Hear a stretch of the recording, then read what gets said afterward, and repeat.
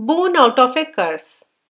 Sukhvir was so terrified that he almost threw off the empty basket. He saw to his surprise that there was nothing in the basket, and yet it had seemed so very heavy, unbearably heavy.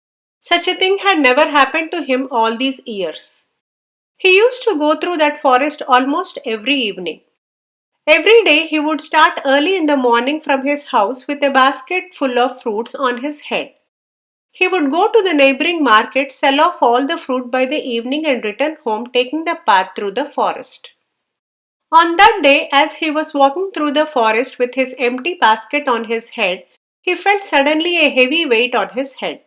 At first, Sukhvir thought it to be his imagination.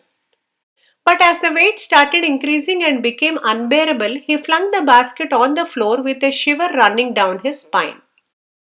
A beautiful female form emerged from the basket. "I am the nymph of the forest. Do not be afraid. I mean no harm to you," said the nymph with a gentle smile. Sukhvir felt comforted. "O nymph of the forest, I am indeed grateful to you." "Sukhvir, in fact, I am grateful to you. For long I had a desire to be carried by a man, and that desire is fulfilled today. You ask for a boon, and I shall grant it as a mark of my gratitude," said the nymph. "If that is so, then fill up my baskets with sweet mangoes," asked Sukhvir, half in doubt. "It will be filled up with extraordinary mangoes as soon as you enter your village," said the nymph and disappeared into the darkening forest. Sukhvir's doubts turned into happiness when his basket got filled with big golden mangoes. As he approached his hut, his wife was surprised to see the basket still full of mangoes. "What has happened? Could you not sell any mangoes today?" inquired his wife Anasuya. Sukhvir took her inside the house and narrated to her his experience in the forest. She laughed at his foolishness and said, "What a simpleton you are! You asked the nymph only for mangoes?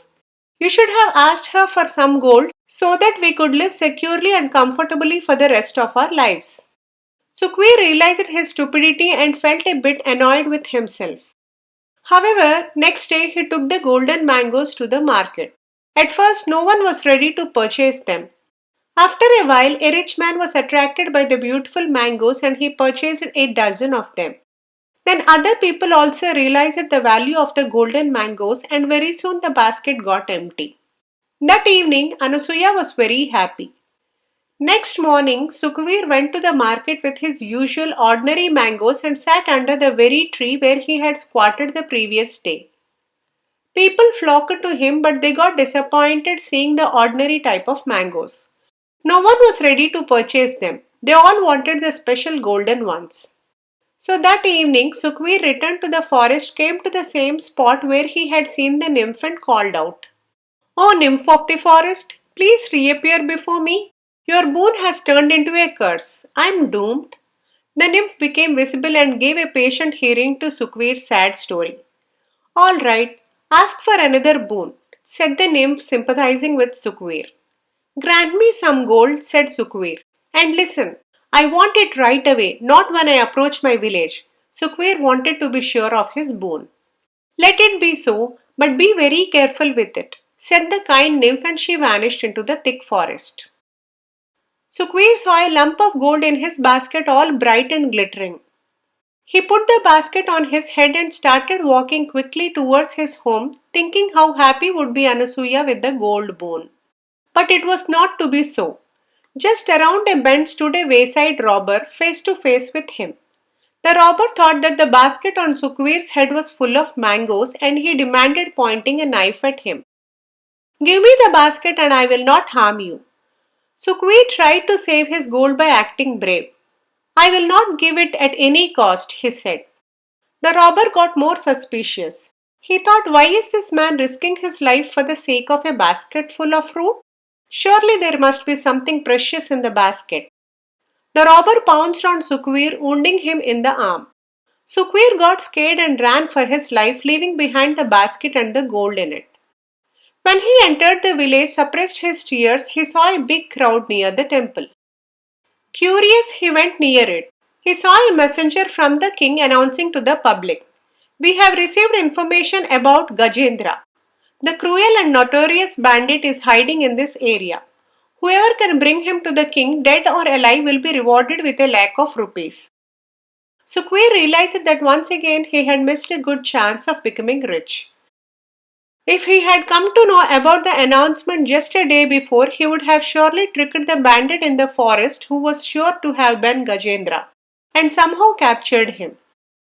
Next day, he went to the forest once again, called out to the nymph and narrated to her his misfortune and said, "Nymph, your boots are good for nothing."